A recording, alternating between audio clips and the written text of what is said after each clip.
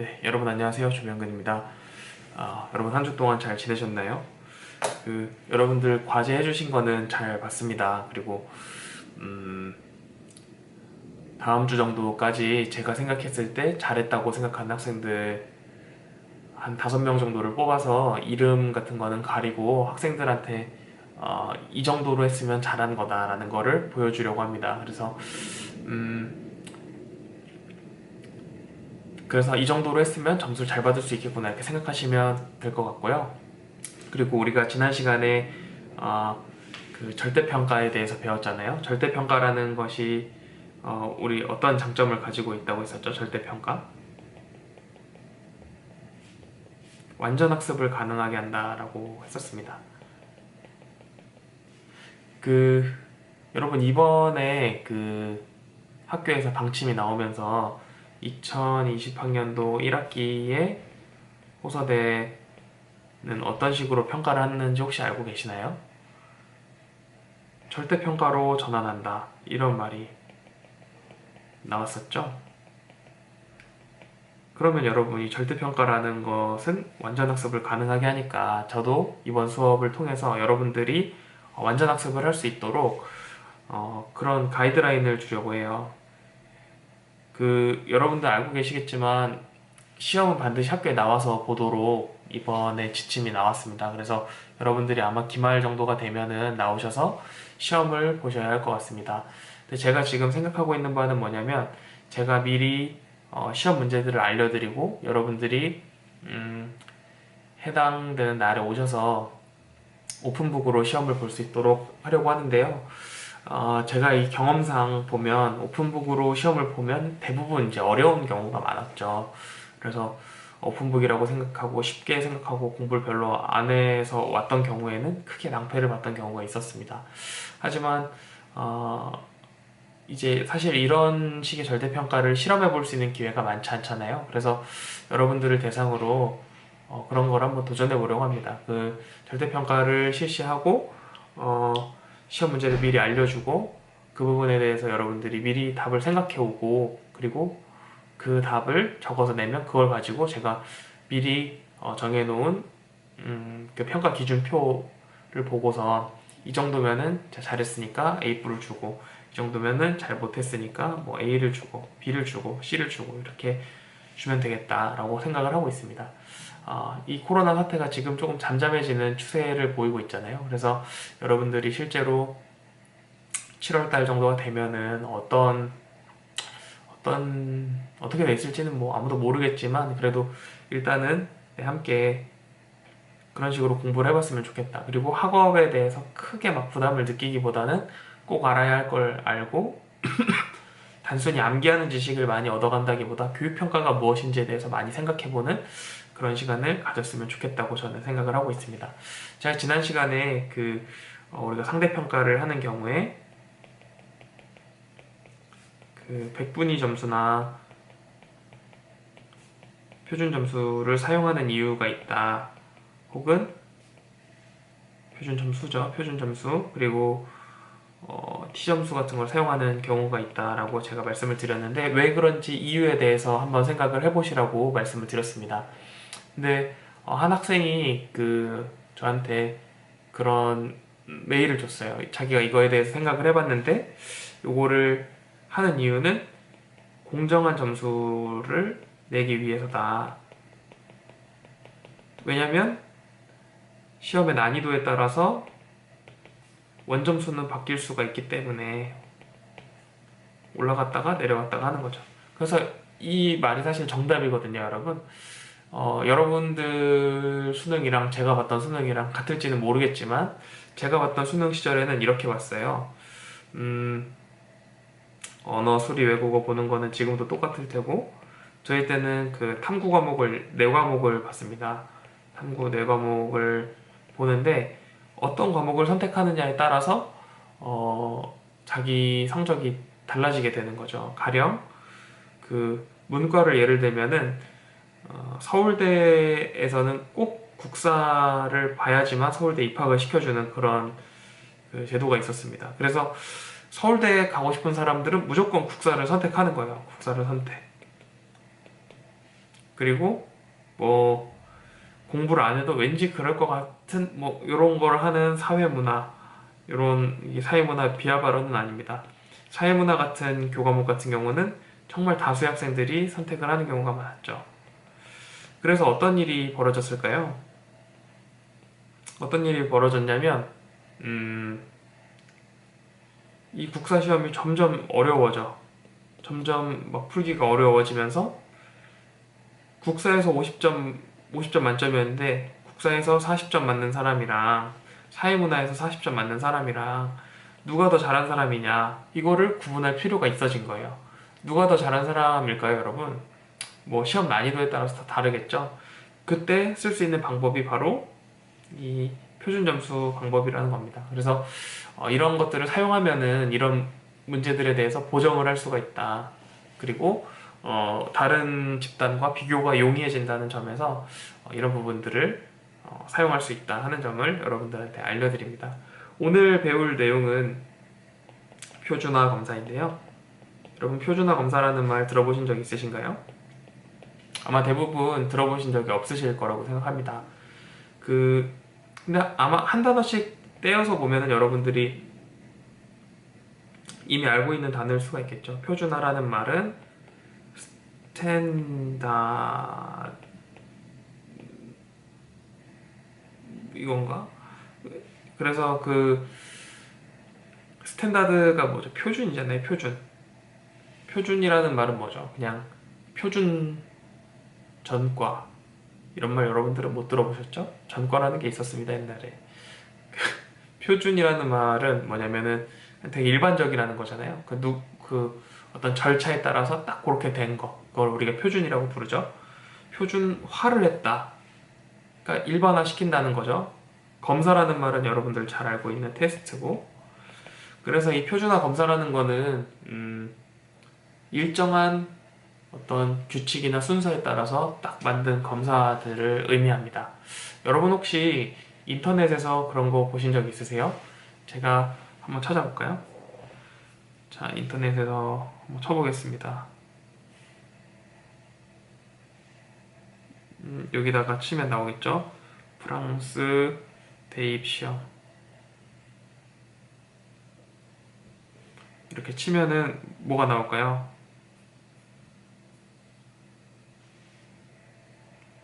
이런 거 여러분, 우리 한국 교육이랑 비교해서 많이 나오는 거 여러분들이 보실 수 있을 겁니다.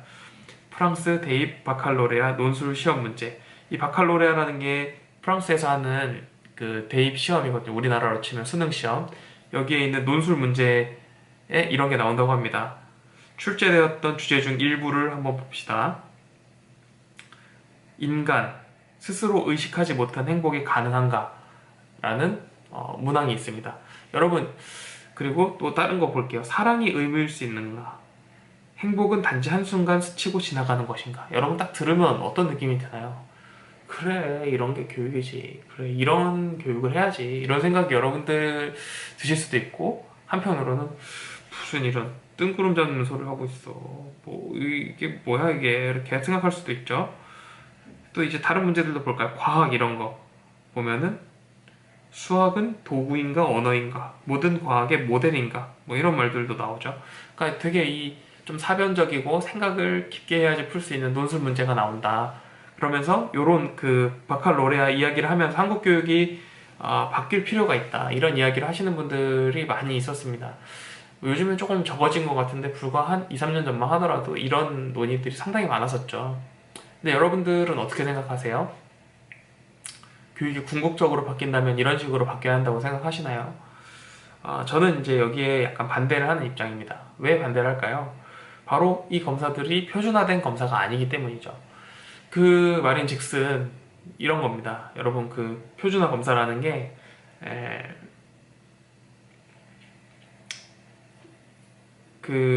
뭐랄까,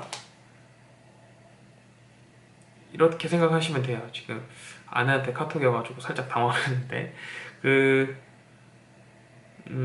표준화 검사가 왜 생기게 되는지를 먼저 생각해 볼게요. 표준화 검사라는 거는 언제, 왜 생기게 되었는가? 여러분, 우리가 처음에 그 교육평가의 역사에 대해서 이야기할 때 교육평가라는 게 언제 처음 생겼다고 이야기를 했었나요? 뭐, 그, 진 황제 때가 아니라 무슨 당태종 때인가? 당태종 때. 아무튼 중국에서 그 과거 시험을 처음 봤던 게 우리가 아는 그 교육평가의 첫 역사라고 알려져 있습니다. 그리고 우리나라에서도 그 교육평가라는 게 있었는데, 이 교육평가라는 게 굉장히 오랜 시간 동안 그 과거 시험의 형태로 이어져 왔었죠. 여러분들 그 사극이나 만화나 이런 데서 보면은 과거 시험은 누가 보러 가던가요? 과거 시험 누가 봤지? 하면은 양반이 봤죠, 양반이. 여러분, 양반은 몇 명이었을까요? 양반은 몇 명이었을까요? 대한민국이 100명이라고 하면 100명 중 몇 명이 양반이었을까요? 사료에 따르면 10% 정도라고 하죠. 10%. 이것도 찾아볼까요?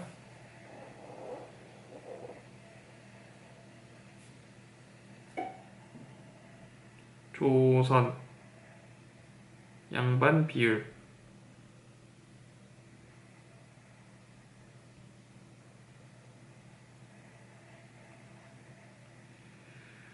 이게 뭐 양반 비율이 뭐 다 다르죠. 음,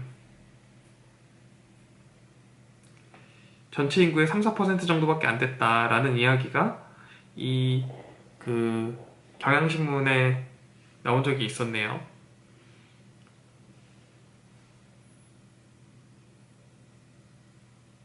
그러니까 10%도 안 됐구나. 3% 정도가 양반이었다는 거죠. 그럼 여러분 100명 중에 3명만 양반이 되는 게 아니라 양반이 되는 시험을 볼 수 있는 자격이 주어진다는 거죠, 여러분. 그래서 이 과거 시험에 급제하는 게 상당히 어려운 일이었다라는 것을 알 수가 있습니다. 이 3%만 시험을 치를 수 있는 자격이 있으니까. 그러니까 여러분 이렇게 시험이 치는 사람이 적으니까 이 당시에 시험 문제들이 이제 논술형 시험이 많이 나왔죠. 사서 삼경을 논하는 뭐 이런 논술 문제들이 많이 나왔었는데 이 문제들을 시험을 보는 거죠. 그럼 여러분 그 과거 시험을 보면 어떻게 돼 있죠? 이렇게 넓은 광장에 사람들이 따닥따닥 이렇게 앉아가지고 요즘 같은 코로나 시대에는 볼 수 없는 형태로 다다다다다다닥 앉아가지고 이만한 종이에다가 막 글을 쓰는 그런 시험을 보게 했었죠. 근데 이 시험을 그러면 여러분 다 풀어서 제출을 했다고 생각해 보세요. 그러면 이 제출한 시험을 어떻게 채점을 할까요? 채점 방법에는 채점 방법은 뭘까요? 그냥 이 채점자가 이 사람들이 낸 시험지를 하나씩 읽어보고, 야, 얘는 글을 잘 썼네. 논리도 있네. 뭐 이런 것들을 쭉 보면서 이 채점을 하는 거죠. 그래서, 아, 얘가 잘했다. 얘가 1등이야. 얘는 장원급제. 뭐, 아, 얘는 2등이야. 뭐, 얘는 10등이야. 뭐 이런 식으로 글을 쭉 나눠가지고 등수를 매길 수가 있었겠죠. 근데 이게 왜 가능할까요, 여러분? 왜 가능할까요? 간단하죠. 시험을 볼 수 있는 사람이 3%밖에 안 돼. 적은 사람이 시험을 보니까 논술로 시험을 봐도 문제가 없는 거예요. 대표적으로 이제 요즘에 보는 시험 중에 이렇게 보는 시험들이 몇 가지가 있는데 예를 들면 토플이라는 시험이 있어요. 토플이 이제 영어 시험 중에 거의 굉장히 어려운 시험 중에 하나죠. 미국에 있는 대학원으로 유학을 가려면 반드시 토플 점수가 있어야 하는데 이 토플이라는 거를 살펴보면은 읽기, 듣기 이런 문제도 있고 쓰기, 말하기 이렇게 네 가지로 이루어져 있습니다. 근데 요 쓰기랑 말하기 같은 경우는 읽기랑 듣기 같은 경우는 우리가 수능 시험을 보는 것처럼 풀면 될 거 아니에요. 지문을 주고 이걸 읽고 제대로 이해했는지를 묻는 문항을 점검을 해보면 될 텐데 쓰기랑 말하기는 어때요? 이런 식으로 평가가 불가능하고 반드시 누군가가 쓴 글을 쭉 읽어보고 쓴 글이 있으면 쭉 읽어보고 아 얘는 논리적으로 글을 썼고 글이 논리적이야. 그리고 되게 단어 같은 것도 많이 알고 있네, 이런 것들 쭉 종합적으로 판단을 해서 글을 써야 되는 거죠. 그래서 쓰기 같은 경우는 이렇게 평가하고, 말하기는 어때요? 말하기는 사람마다 말하는 방식이 다 다르잖아요. 근데 어떻게 논리적으로 말했는지, 그리고 어휘 선택은 적절했는지, 그리고 유창한지, 이런 것들을 보는 거를 반드시 사람이 평가해야 되는 거죠.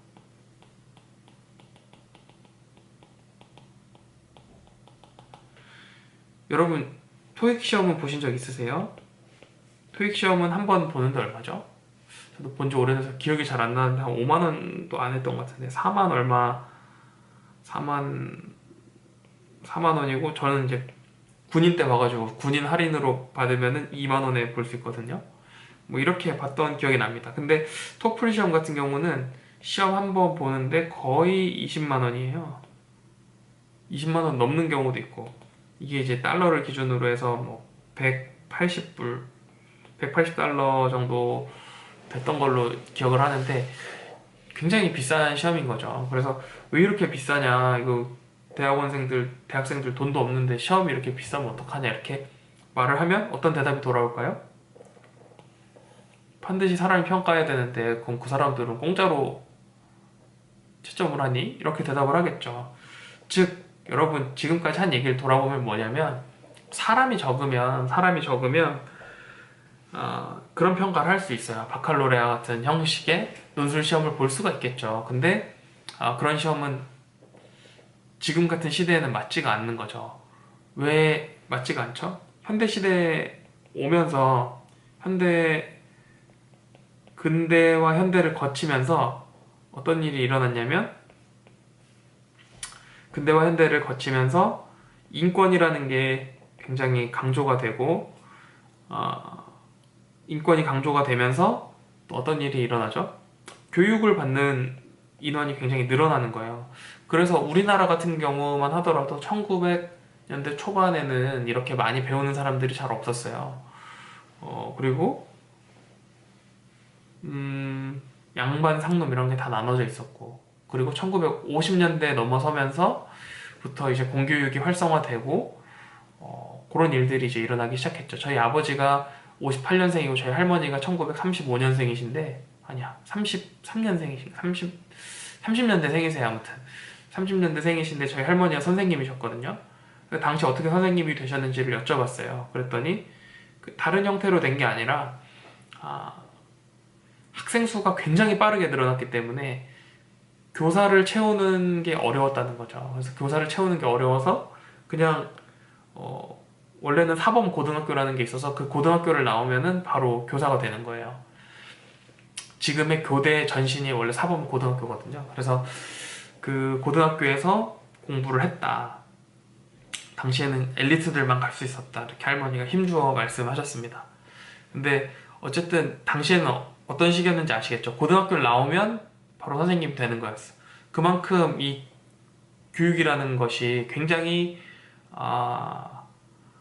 어떤 대폭발적으로 증가했다는 것을 알 수 있죠. 그래서 이 인권도 늘어나고 교육이라는 것도 강조되기 시작하면서 이제서야 비로소 교육받는 사람들이 많아지게 되고, 이렇게 되고 나니까 교육을 받는 사람들이 많아지는데 이 사람들이 전부 고등학교나 대학을 가고 싶어요. 저희 할머니만 하더라도 그 교사가 되고 그 당시에 이제 여성이 일하는 것이 굉장히 적은 시대였기 때문에 교사가 되는 게 굉장히 어려웠대요. 근데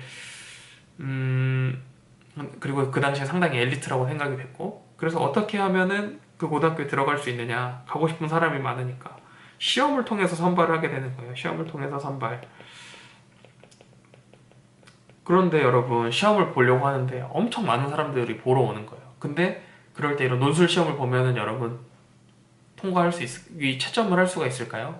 가령 막 10명 뽑는 시험이야. 교실이 딱 한 개밖에 없어서 수업을 10명밖에 못 들어. 근데 한 100명 정도가 지원을 했다고 생각해 보세요. 아니, 한 1000명 정도가 지원했다고 생각해 보세요. 요즘도 그 과학고나 영재고등학교 같은데 그 시험을 보면은 그런 식으로 본다고 해요. 워낙 전국 각지에서 내노라 하는 학생들이 많이 지원을 하니까 그거를 이런 식의 그런 논술형 문제로 평가하기가 굉장히 어려운 거죠. 그래서 이런 식으로는 검사를 진행을 할 수가 없다. 시간이 너무 많이 들고 돈도 너무 많이 들고 또 되게 비효율적이다. 왜냐면 그 쓸데없이 말을 어렵게 쓰는 애들도 있고 또 쓸데없이 너무 길게 쓰는 애들도 있고 막 그런 거죠.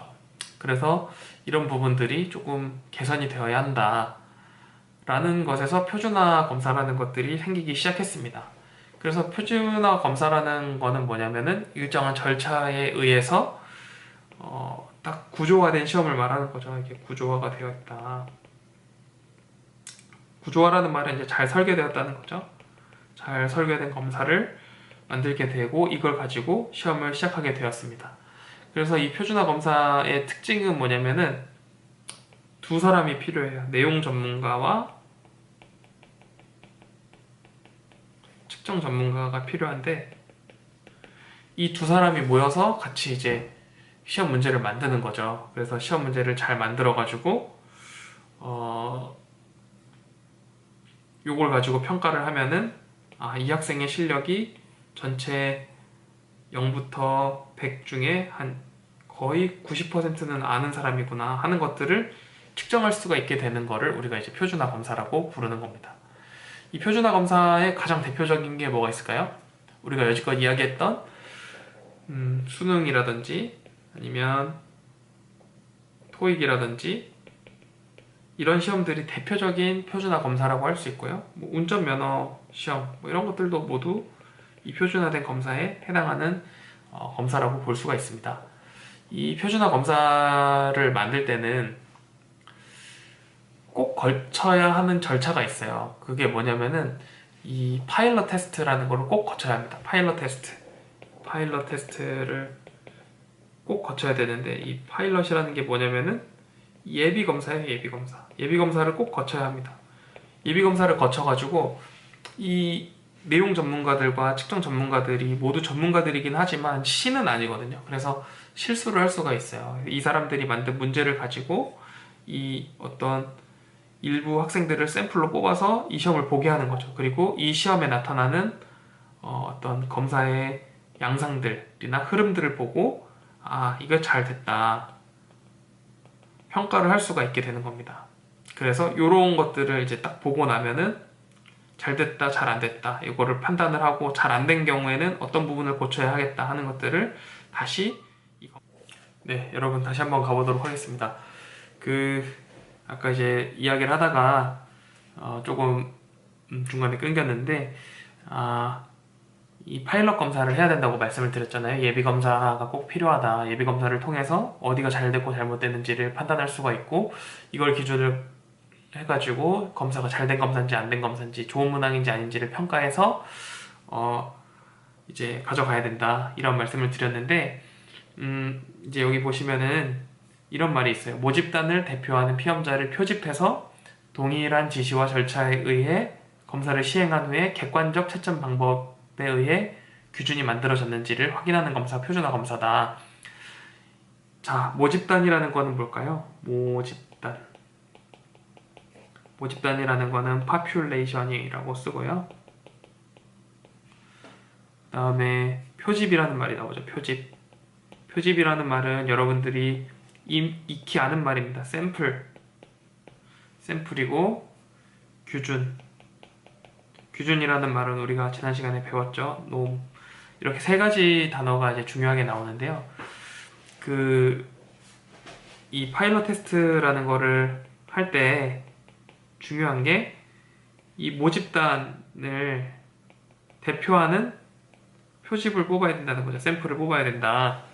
그럼 모집단이라는 건 뭘까요? 지금 이제 표집이라는 게, 샘플이라는 게 이 모집단 안에서 딱 뽑아내는 거를 우리가 표집이라고 했잖아요. 그러니까 모집단이라는 거는 결국 전체 집단을 말하는 거죠. 전체 집단. 우리가 알고 싶은 전체 집단을 우리가 모집단이라고 부릅니다. 이 모집단 안에서 적절한 사람 뽑아야 되겠죠. 예를 들어서 우리가 뭐 금융 지식에 대한 공부를 한다 이렇게 해서 표집을 하는데 전혀 막 일반적이지 않은 사람을 뽑을 수도 있겠죠.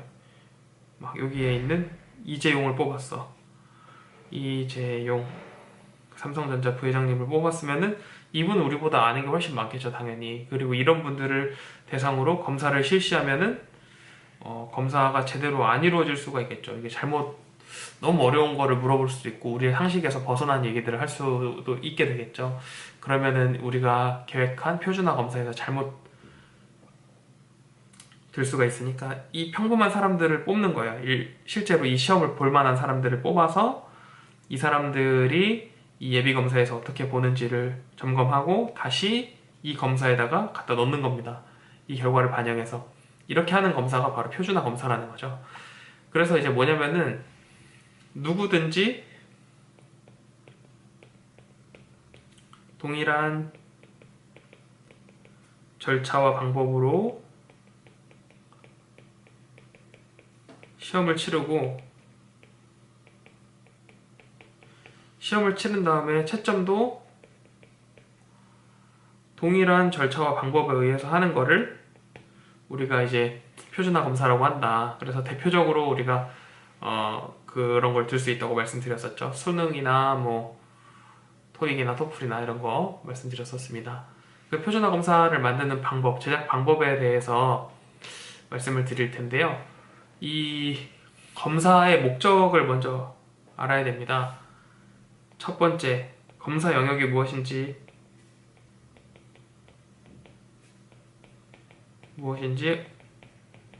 확인. 예를 들어서 초등학생들한테 이 학생이 수학에 관심이 있는지 없는지를 테스트하고 싶은데 이 학생한테 막 갑자기 어려운 미적분 문제를 막 내주면서 너 이거 풀 수 있어? 못 풀어? 바보야? 막 이렇게 하면 안 되겠죠. 이렇게 하면 안 된다. 그래서 이 검사의 영역이 무엇인지를 확인을 하고 검사의 목적이 무엇인지도 확인을 해야 됩니다. 검사의 목적. 수학에 흥미가 있는지를 확인하려고 하는데 뭐 예를 들어서 뭐 국어 시험을 낸다거나 아니면 뭐 영어 시험을 낸다거나 이러면 안 되겠죠. 이러면 다 안 된다. 그래서 영역이 무엇인지 먼저 확인해야 되고 목적이 무엇인지를 확인해야 되고 그 다음에 세 번째로는 어떤 유형으로 낼 것인가. 가령 이런 거죠. 창의력 검사를 한다라고 했을 때 이거를 이제 막 단답형으로만 계속 물어보는 거예요. 그러면은 이게 시험의 취지랑은 잘 안 맞겠죠. 그런 부분이 있을 수 있으니까. 그래서 그런 부분들을 고려해야 된다. 이렇게 말씀을 드릴 수가 있고요. 네 번째로는 문항의 수랑 난이도 같은 걸 결정해야 된다. 예를 들어서 뭐 그런 거 있었죠. 엄청 어려운 문제를 학생들한테 나눠주면서 이 문제를 못 풀면은 너는 이제 나머지 공부해야 된다. 이 말은 무슨 말이죠? 결국 그 나머지 공부를 시키겠단 말이잖아요. 이렇게 되지 않도록 문항수랑 난이도를 적절하게 조절해야 된다. 그리고 다섯 번째, 이렇게 검사를 만들었으면은 어떻게 시험을 쳐야 되는지에 대한 가이드라인이 있어야 된다는 거죠. 여러분 수능 시험 보면은 가이드라인이 있잖아요. 예를 들면은 대표적으로 그런 거죠. 수능 시험은 뭐 몇 분 동안 보고 한 과목당 뭐 OMR 마킹은 어떻게 해야 되고 그 다음에 뭐 쭉 그런 게 있잖아요. 들어가자마자 얼굴 확인하고 이 사람이 뭐 몇 년생이고 몇 학년 몇 반이고 뭘 하고 이런 것들을 쭉 하는 것이 이제 그런 거라고 볼 수 있죠. 그래서 뭐 그런 식으로 어떻게 시행을 하고 어떤 식으로 채점을 하고 이런 것들이 쭉 명문화 돼가지고 글로 써 있어서 우리가 누가 봐도 알 수 있게끔 해놓는 시험이 바로 표준화 검사입니다. 그리고 이거를 실제로 한 다음에 중요한 게 뭐냐면 신뢰도와 타당도를 검사를 해야 됩니다. 자, 여기서 이제 중요한 말이 나오는데요. 신뢰도와 타당도라는 말. 신뢰도라는 말은 이제 이게 뭐 여러분들이 생각하는 바로 그 말이에요. 신뢰도라는 거는 과연 이 시험이 믿을만한가? 타당도는 물어봐야 될 것을 물어봤는가? 이런 거거든요. 약간 추상적이지만 여러분 한번 생각해 보세요. 예를 들어서 우리가 같은 수학 시험을 봤다고 생각을 해봅시다. 수학 시험을 봤는데 두 종류의 시험지가 있어요. 아니, 5종류의 시험지가 있다고 해봅시다. 4개만 그리고 5개가 있다고 생각을 해보세요. 5종류가 있으면은 이 5종류의 시험지 중에 하나, 전부 다 난이도랑 이게 다 똑같다고 생각을 해봅시다. 만약에 그런 시험이 없겠지만 난이도가 사실 상당히 비슷하고 똑같은 시험이다 라고 하면은 이 시험을 쳤을 때나 이 시험을 쳤을 때나 이 시험을 쳤을 때나 이 시험을 쳤을 때나 이 시험을 쳤을 때나 점수가 비슷하게 나와야겠죠. 그러면 이 시험을 우리가 뭐라고 부르냐면 신뢰도가 높은 검사다 이렇게 부르는 거예요. 왜냐면 계속 쳐도 점수가 비슷하게 나오니까. 제가 그 산타토익이라는 거를 봤는데요. 산타토익이라는 어플이 있어요. 이게 이제 그 토익 그 공부하는 어플인데 토익 문제를 우리는 보통 이 100문제를 다 풀잖아요. 200문제를. 근데 이 산타토익은 어떻게 하냐면은 파트별로 몇 문제만 푸는 거예요. 한 3문제, 4문제, 5문제 뭐 이렇게 하면 딱 풀면은 자기가 몇 점인지가 딱 나와요. 제 아내가 실제로 이걸로 공부를 했었는데 처음에 풀었더니 뭐 700점인가 이렇게 나왔어. 그래서 그 다음번에 여기서 알려주는 대로 막 공부를 하고서 또 시험 보기를 눌렀더니 나와가지고 했더니 뭐 한 850점이 나왔어. 그리고서 그 토익을 보러 갔어요. 근데 진짜로 딱 그 850점이 나오더라고요. 그거 보면서 참 신기하다 이렇게 생각했는데 이런 식으로 할 수가 있다. 이 믿을 만한 점수잖아요. 산타 토익이 한 10문제도 안 푸는데 나오는 점수랑 200문제를 푸는데 나오는 점수랑 똑같다면은 여러분 어떤 게 더 좋은 검사일까요? 이게 더 좋은 검사겠죠. 더 적은 문항을 가지고 했으니까. 뭐 이 들어보니까 AI 뭐 이런 걸 이용해서 한다고 하는데 돈이 엄청 많이 들었겠죠. 근데 어쨌든 검사를 하는 입장에서는 짧게만 보고도 실력을 평가할 수 있으니까 더 효율적인 검사고 좋은 검사다 이렇게 평가를 할 수가 있겠습니다. 타당도라는 거는 뭐냐면 물어봐야 할 것을 물어봤는가 하는 건데 아까랑 똑같아요. 수학 시험을 보는데 엉뚱한 영어 문제 이런 걸 내면은 안 된다. 제가 여러 번 얘기한 적이 있지만 제가 대학생 때 통계학을 복수 전공했거든요. 복수 전공할 때 그 이런 문제가 나왔어요. 갑자기 이제 교수님이 오셔가지고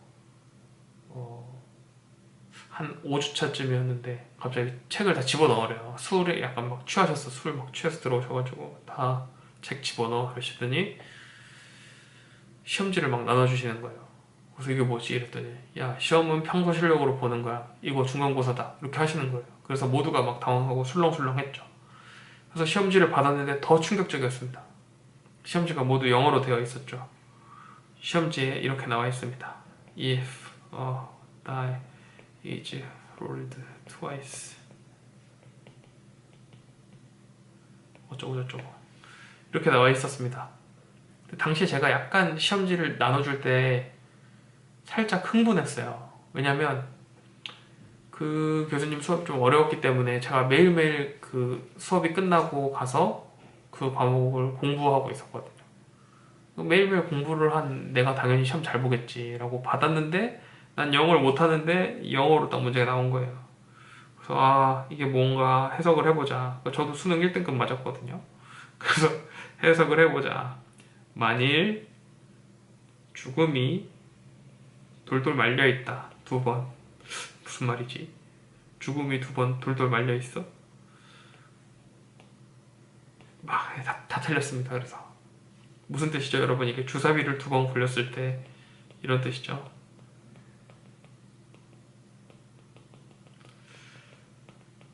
저도 이 다이스라는 단어는 알았는데 다이라는 단어에도 주사위 뜻이 있는지는 이때 처음 알았습니다. 이런 시험은 사실 여러분 영어 시험이지 통계 시험은 아니잖아요. 이런 거는 타당도가 낮은 시험이라고 볼 수가 있겠습니다. 그래서 이 타당도라는 것이 있다. 이 신뢰도와 타당도라는 것이 있다라는 거를 여러분들한테 한번 말씀을 드리기 위해서 간단히 말씀을 드렸습니다. 표준화 검사라는 거에는 크게 이제 제작하는 걸 아까 간단하게 설명드렸는데 7단계가 있어요. 총 전체적으로 7단계가 있는데 7단계에 대해서 살펴보면은 이런 겁니다. 첫 번째로는 측정 내용을 정의하고 특성을 이제 설정하는 거죠. 어떤 검사를 할 건지, 실제로 이 검사에 필요한 능력이 뭐고 우리가 재고자 하는 것은 무엇인지를 재는 것이 요것이라고 볼 수가 있습니다. 측정 내용의 정의나 특성 설정하는 것들. 두 번째로는 검사 내용 아니고 검사 목적을 구체화하는 겁니다. 검사 목적을 구체화한다. 그래서 정확하게 이 수학시험을 본다 그러면 수학시험을 왜 보는지, 이 수학시험이 왜 필요한지, 이게 진단평가인지 형성평가인지 총합평가인지 혹은 규준참조평가인지 중과참조평가인지 능력참조평가인지 아니면 대안적평가인지 어떤 목적을 지닌 검사인지를 규명을 해야 되고, 이것이 속도검사인지 역량검사인지를 평가를 해야 되는 거죠. 그래서 이런 것들을 전부 점검을 해야 된다. 자, 3단계는 이 검사 도구 제작을 위한 청사진을 그려야 돼요. 청사진, 블루프린트를 그려야 되는데, 청사진이라는 말을 여러분들이 잘 모르실 수도 있겠지만 한번 찾아볼게요. 청사진. 이 전체적으로 조가 많은 큰 그림을 말하는 거거든요. 이 청사진이란 말이 재밌습니다, 여러분. 여기 청사진 쳐볼게요. 청사진 이렇게 치면은 요런 게 청사진이에요, 여러분. 이 막 설계도잖아요. 그 집을 지을 때 어떻게 그릴 것인지 하는 설계도, 요거를 우리가 청사진이라고 하는데, 요걸 왜 청사진이라고 부르느냐? 이유도 간단합니다. 파란색 종이 위에다 그려서 청사진이에요. 거짓말 같죠? 제가 맨날 농담하니까 이 농담 같잖아요. 이거 보세요. 이게 실제로 청사진인데 이렇게 그리는 겁니다, 여러분. 요 보면은 뭐 기차를 뭐 어떻게 하고 여기는 몇 여기는 몇 막 이렇게 매겨놨죠. 그런 걸 보면은 이제 검사를 만들 때도 이 청사진을 그려야 되는구나. 어떤 목적을 가지고 어떤 식으로 진행을 해서 누구를 대상으로 시험을 볼 것이고 채점은 어떻게 할 것이고 어떤 과정을 가지고 할 것이고 이런 것들을 쭉 다 가지고 있어야 되는구나 하는 것들을 모두 포함해야 된다. 그리고 여러분 이제 이런 게 있어요. 제가 그 한국교육과정 평가원에서 일을 했었잖아요. 평가원에 가면은 저는 그 서울에 있던 시절에서 일을 했는데 시청역에 있는 거기서 일을 했었는데, 그 수능 날이 되면은 평가원도 하루 쉬어요. 그리고 거기에 이제 그 트럭들이 전국에서 트럭들이 딱 배송을 와요. 그럼 경찰들이 쫙 일렬로 서가지고 지키고 있어. 그러면 트럭들이 와가지고 트럭 뚜껑을 따잖아요. 트럭 뚜껑을 따면은 이제 그 바로 평가원 안으로 연결이 되는 이 뭐죠? 컨베이어 벨트가 있어요. 여러분 컨베이어 벨트 뭔지 아시죠? 공장에서 윙 이렇게 지나가면은 그 위에 물건 올려놓으면 계속 앞으로 가는, 마트에 가면은 있잖아요. 올려놓으면 계속 앞으로 가는 거. 그게 있어요. 그럼 거기다가 사람들 그 시험지 성적표, 아니 저기 뭐야, 답안지 있죠? 답안지들을 다 올려놓으면은 쭉 다 들어갑니다. 전국에서 수능 보는 사람들이 한 40만 명에서 60만 명 사이 정도 되는데, 그 40만 장에서 60만 장의 종이들이 쭉 들어가는 거예요. 그러면 그 들어간 종이들을 보고 이제 체크를 하는 거죠. 그걸 보고서 이제 거기에 이제 그게 들어가면은 기계에다 넣고서 OMR 카드를 쭉 읽혀주고, 쭉 읽혀준 OMR 카드를 바탕으로 이제 점수가 나오게 되고, 그 점수가 이제 그 성적표로 산출이 되고, 이런 일련의 과정들이 아주 오랫동안 이루어졌기 때문에, 그리고 여러분들이 만약에 국가의 체제 전복을 꿈꾼다면 저는 이제 그런 생각을 해봤거든요. 만약에 어떤 악당들이 나타나서 저 시험지를 하나를 훔쳐가면 어떻게 될까? 답안지를 훔쳐가면은 나라에 큰 혼란이 일어나지 않을까 하는 생각을 해봤습니다. 근데 이제 여러분 제가 알기로는 그 차 안에 아까 트럭이 있다 그랬잖아요. 이렇게 트럭이 있으면은 요 앞자리에 군인이 타 있나? 총을 든 군인이 타 있나? 뭐 그랬던 것 같아요. 총을 든 군인이 탔었나? 경찰이 탔었나?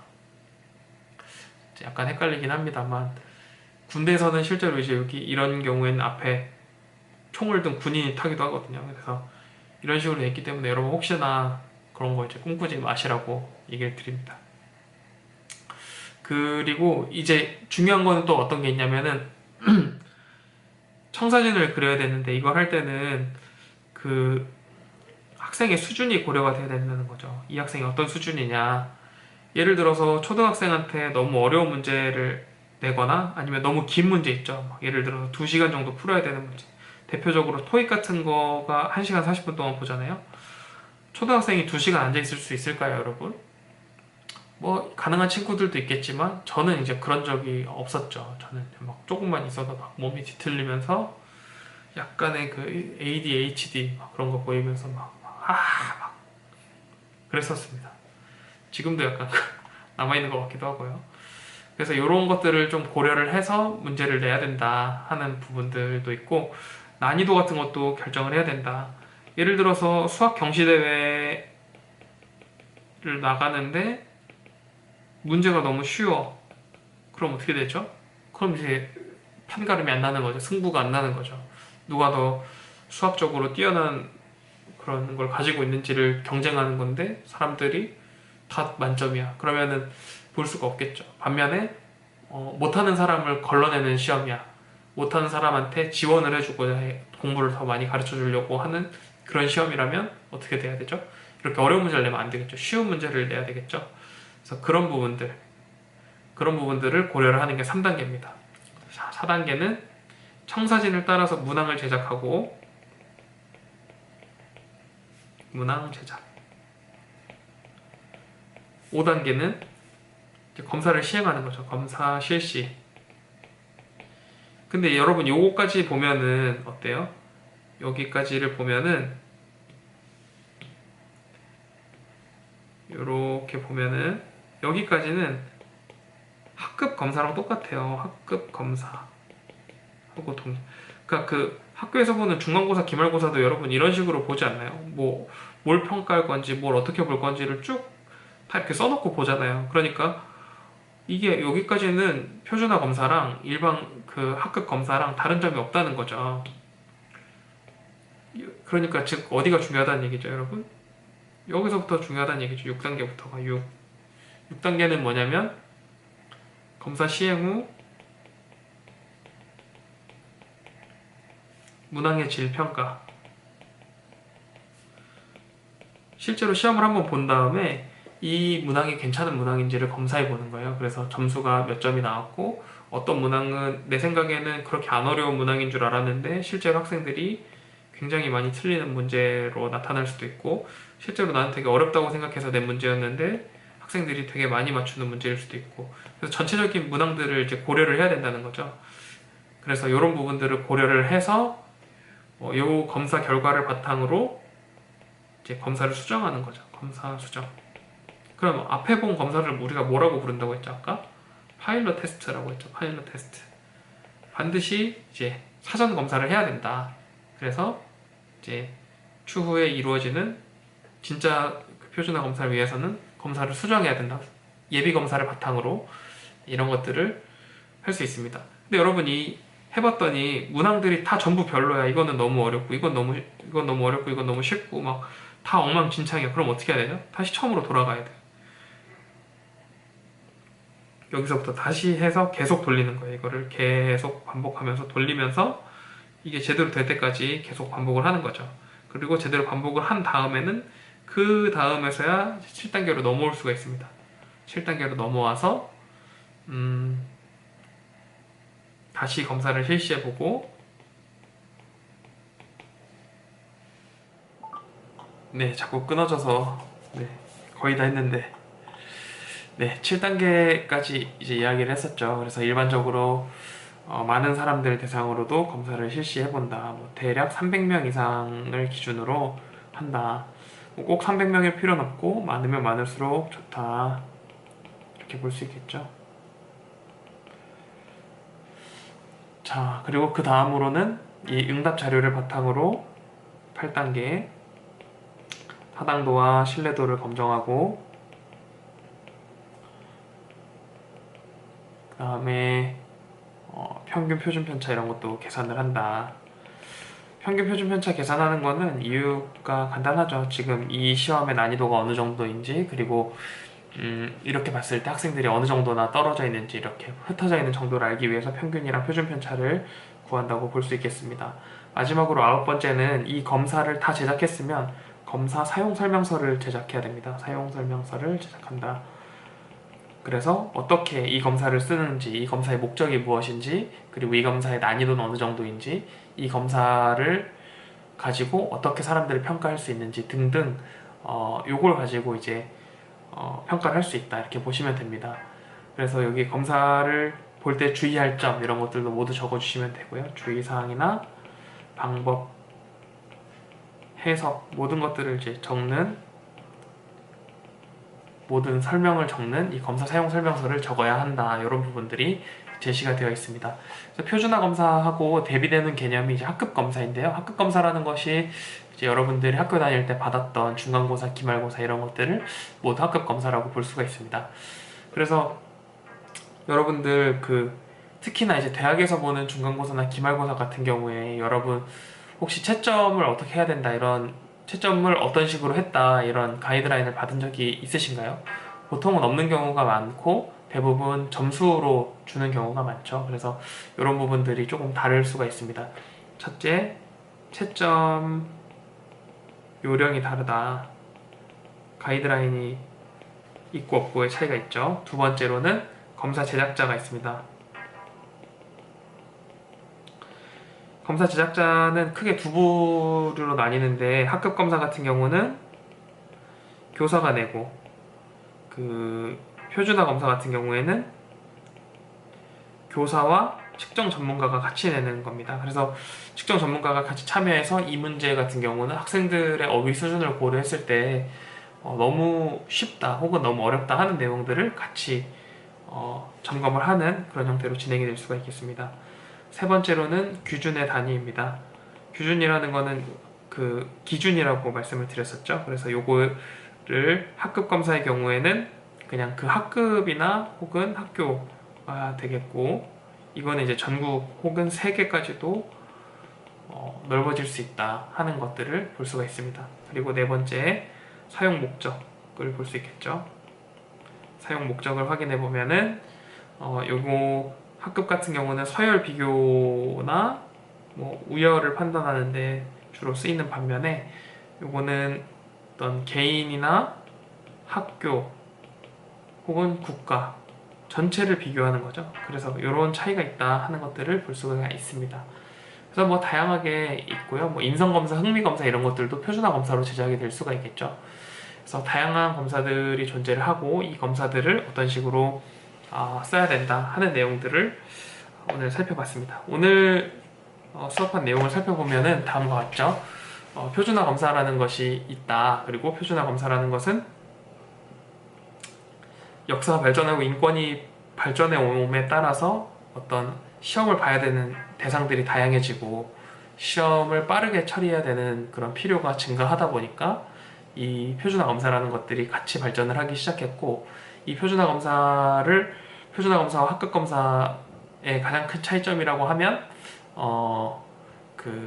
예비 검사를 실시하고 예비 검사를 바탕으로 검사를 실시한다는 점, 그리고 검사 사용 설명서가 들어있다는 점, 채점 등에 대한 지침이 모두 그 가이드라인들이 제시가 되어 있어서 학생들로 하여금 조금 더 편하게 수업을 들을 수 있게 해주는 것, 그것이 이 표준화 검사다라고 볼 수가 있겠습니다. 여러분 한 주 동안 수업 잘 들어주시고 공부 열심히 하셔서 또 좋은 성적 받을 수 있었으면 좋겠습니다.